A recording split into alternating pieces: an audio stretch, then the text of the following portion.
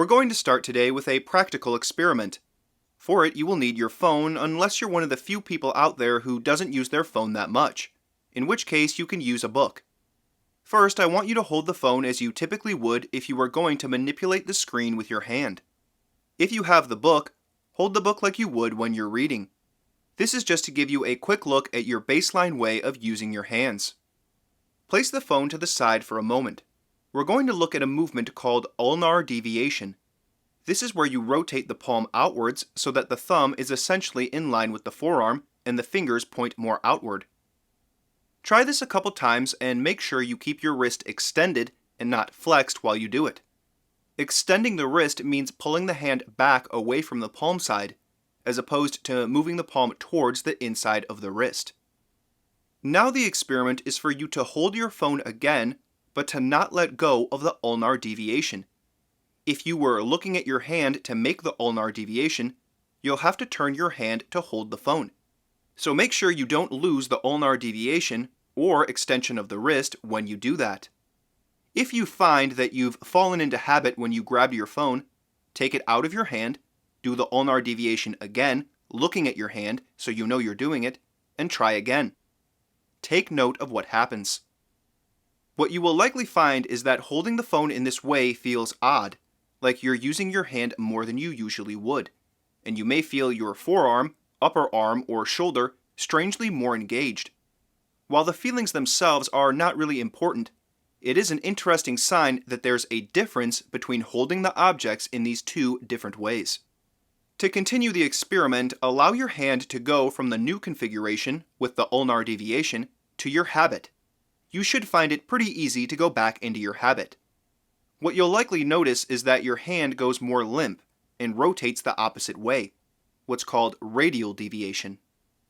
So far in this series, we've been looking at extending our arms in order to fight our habit of constantly shortening and bending our arms. Clearly, this problem extends right into our hands. If you observe people, you can see that most people tend to curl up their hands. While if we look at pictures of F.M. Alexander, we see something different. François Delsarte called the thumb in particular the thermometer of life. By observing various groups of people, including the dying, he found that there was a connection between the thumb and the vitality of a person. When the thumb is kept in towards the fingers, that indicated to Delsarte death, while a severe widening of the thumb away from the fingers indicated the opposite. Whether Delsarte was totally correct or not, it's worth considering what it means to have your thumb habitually closer to your index finger. This could be described as a narrowing of the fingers, but of course the bones of the fingers go all the way to the wrist. So we could describe this as a narrowing of the hand. Do we want to habitually narrow our hands? We'll explore how we can work with this issue in a moment, but let's also remind ourselves of what Alexander said about the hand. The average civilized man of today stands as a rule with the palms of his hands towards his body, his elbows to the back, his thumbs forward. The properly coordinated person stands with the back of his hands forward, the thumbs inward, and the elbows slightly bent outwards. This statement, though it's very specific, is not actually entirely clear, but the general sentiment is certainly clear. We can see that most people have the backs of their hands facing outwards and not forwards when resting at their sides. Many so-called posture experts will even tell you that the backs of your hands should face outwards. Ask them why, and you'll get an answer that relates to rounded shoulders. If you've seen this whole series, you know I completely dismiss the idea of rounded shoulders. But what does Alexander mean when he says the thumbs inward? He could mean that the thumb itself should point in. We could say the thumb nail pointing in towards the body.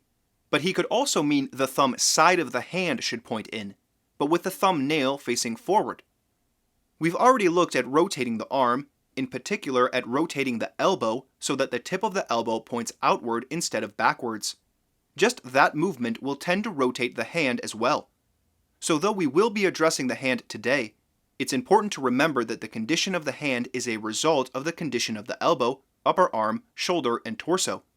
We are not looking to focus in on the hand while forgetting about the rest. It's very common, and I certainly struggled with this, it's very common for us to attempt to manipulate the elbow and upper arm by moving the hand. Here you can see a picture of me from a very early lesson. I was struggling to get my elbow to point out, and so I rotated my hand so much that my thumb started to point backwards. Your elbow and your hand, though they're connected, are different. You should be able to manipulate your elbow separately from your hand and vice versa. However, most people will find that they're very bad at manipulating their elbow and upper arm, so they will, often unintentionally, cheat and try to control the arm with the hand. This is something we must be aware of and work against. As usual, it's Jando Masoero who gives us the specific orientation of the hand that is desirable. He agrees with Alexander and Delsarte, but he makes it a little more specific for us. He would recommend we have the back of our hand forward, the nail of the thumb facing forward, with the thumb pulled away from the fingers. We'll look at the best way to do that in a moment, but there is one more consideration that Masoero adds to the equation. Masoero would have us go into ulnar deviation. This will widen the palm, and, as we've seen, it will likely feel odd at first, as it goes against what most people habitually do. We want to make sure we are extending the wrist at the same time as well, and not allowing flexion of the wrist to occur. One way to look at this is to take a ruler, yardstick, or any stick, and hold it in one hand. Place the stick against the opposite arm, so that the thumb can sit on the ruler, going straight along with the ruler. Have the other end go along the tip of the elbow. You want to have your arm hanging at your side, and make sure you direct the tip of your elbow forward, out, and down. In order for your thumb to line up with the tip of your elbow, you will have to go into ulnar deviation. If you are not yet proficient at getting your upper arms and elbows forward of your ribs, this might be a difficult set of movements to orchestrate. Really, what I've laid out here is perhaps too much to think about for beginners, so we will shortly move to some simpler ways to work with the hands. But I wanted to at least give you a clear idea of what is the optimal position of the hand from the initial Alexander technique perspective. Obviously, we use our hands to do all sorts of intricate things. I'm not saying here that you should never use your hand and wrist in any other way. I'm simply describing what full extension of the arm and hand will look like. And full extension is what will allow you to let your arms hang with gravity. So if you're up to it, try walking while directing the tips of the elbows out, the thumbs in line with the tip of the elbow, the thumb nails facing forward, the backs of the hands facing forward, and the thumbs expanded away from the fingers, and see how it affects your arms as you walk. Now let's look at how we want to move the thumb away from the fingers. We can define some points on the hand. First will be the base of the thumb. If you look at the inside of the thumb, there's a line, a little wrinkle of the skin, where the thumb meets the hand. The middle of that line will be called the base of the thumb. To find the base of the index finger and the base of the pinky, it's the same idea. You can increase the distance between the base of the thumb and the base of the index finger, and you can compare and see that that is a different gesture than moving the extremities of the fingers apart. We would also like to use the directions to pull the base of the thumb and the base of the pinky apart, as well as to pull all 3 points away from each other. This will widen the palm. One little thing to remember is that we don't want to overextend the thumb, which means pulling the tip back beyond the first knuckle. The last thing we will consider today on the hands is that we can look at where the hands rest when they're at your sides. Most people will find that their hands don't stay at their sides, and instead want to come in front of the thighs.